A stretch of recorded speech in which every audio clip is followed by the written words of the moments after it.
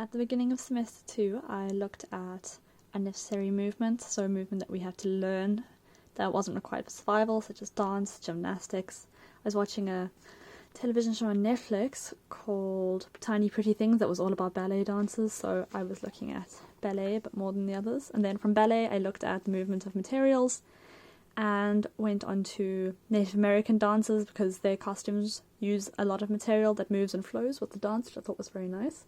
I also looked up a variety of different artists that presented paintings or dancing in different ways. So it was a bit of an abstract one for Richard Pettibone, a more oil flowing one, Michel Torres, Edgar Degas.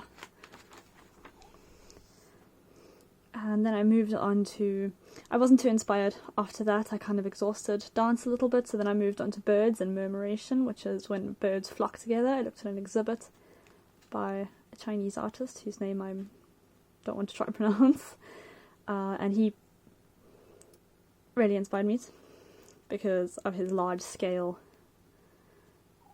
installations. And then I went back to my home country and looked at William Kentridge and his works, which are very charcoal, very black and white, very kind of dreamy. And then Kirsty May Hall, who's on the complete opposite end of the spectrum, and she uses lots of colour, lots of birds in each painting, and she captures the movement of a flock quite well. And then there were a few other photographs that I found of birds. And then I looked at exhibits, and Arthur Tress, I really liked his fish tanks.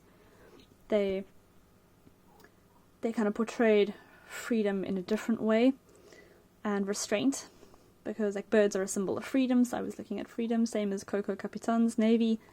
She looks towards the sea for adventure, and that's what I see birds as adventure and release. Then I was looking at street art. Street art is freedom in itself. It's very unconventional. Things use spray paint instead of like oil paint with brushes and things. So I looked at Lonak, who has some very interesting crows with guns on their heads, and Banksy, who is well known for his eye-catching, thought-provoking pieces.